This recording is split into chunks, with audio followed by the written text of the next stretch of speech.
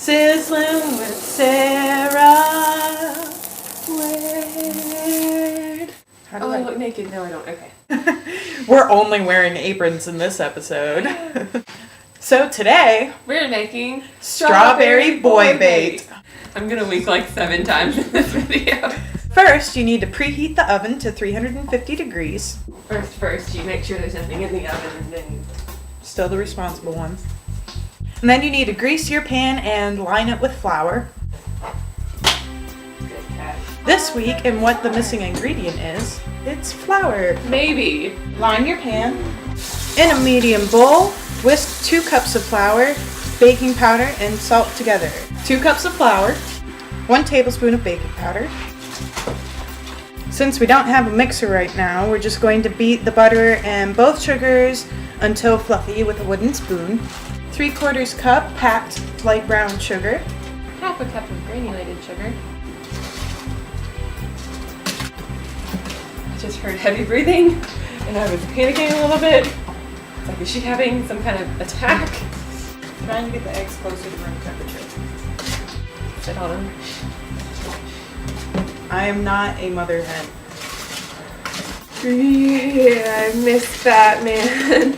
Now you're going to add 3 eggs that have been sitting out for a while, so they're room temperature. For this next part, you're going to take your flour, make sure that you whisked together earlier, and add a little bit of that, and then half a cup of milk, then more flour, then another half cup of milk, and then the rest of the flour. You're going to alternate so it doesn't get too watery or too gross.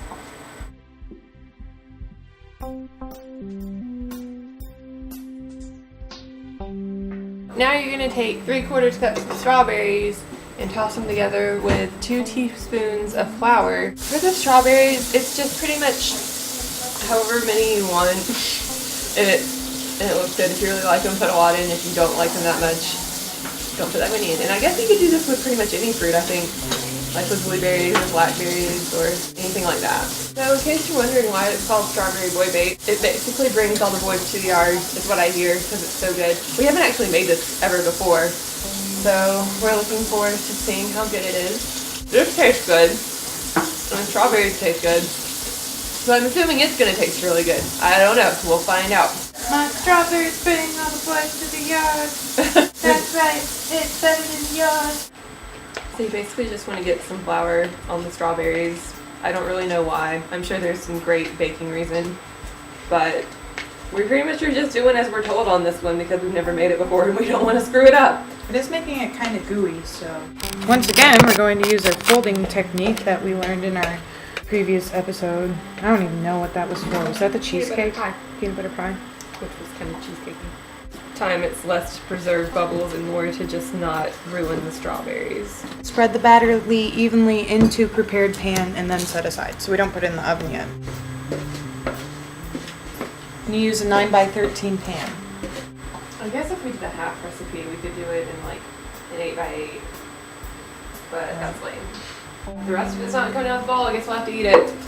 To prepare the topping in a medium bowl and using your fingertips, rub the sugar and lime zest together until it becomes moist and fragrant. That sounds delicious.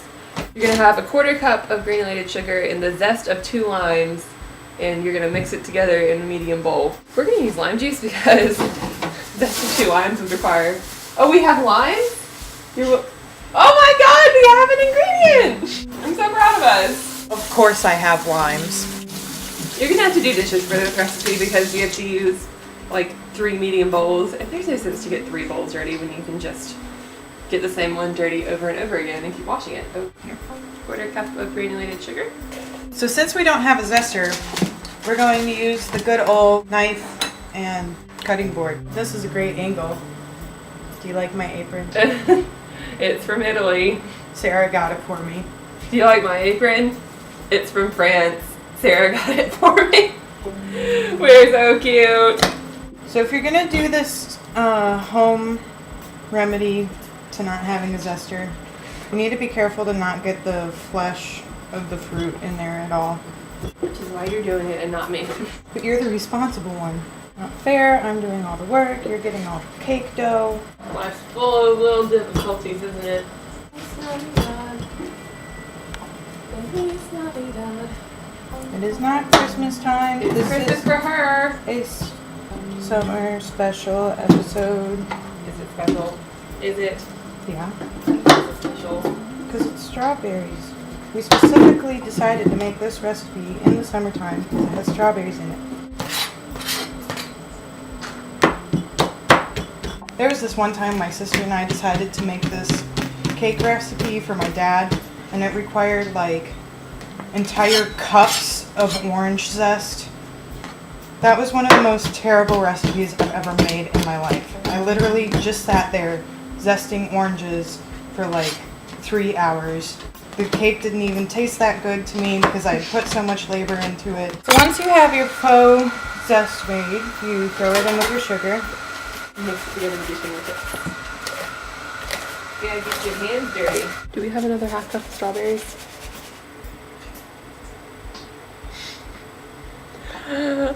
So the recipe says to sprinkle another half cup of strawberries evenly over the top of the cake batter. We put all of the strawberries in the cake batter, so we're not going to do that part. But then you take your lime sugar mixture that your awesome friend Sarah mixed up, and you're going to sprinkle it on top of the cake batter in the pan. Now we're going to bake that for 40 to 45 minutes or until a toothpick inserted in the center of the cake comes out clean. Try to avoid running it through a berry.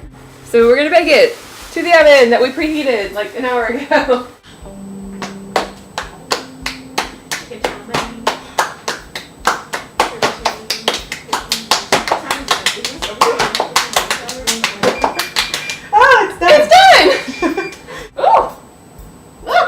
Tasty looking. She's doing a thing where she just cuts random pieces, pell-mell, and doesn't care if they're equal sizes. You're not gonna live with this cake, so here's the cake. It's kind of crumbly, so it didn't come out of the pan super well, but who cares? Let's try it. Dive in. Cheers. Pretty good. Cake itself tastes good. Let's try strawberry. Ooh. That lime and strawberry. It is a good combination. You might actually want to use a lime zester if you have one. If you don't want a mouthful of lime at any point. So the recipe turned out well. It was fairly easy to make. Tastes pretty good. Good summertime cakey treat. Use a zester.